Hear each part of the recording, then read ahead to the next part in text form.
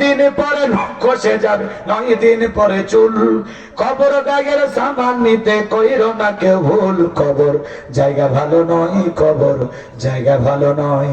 আমল দিয়ে কবর গৃহ সাজিয়ে নিতে হয়। কবর জায়গা ভালো নয়, কবর জায়গা ভালো নয়। আমল দিয়ে কবর গৃহ সাজিয়ে নিতে হয়। 17 দিনে পেটে শেষ পোকার খাদ্য হবে।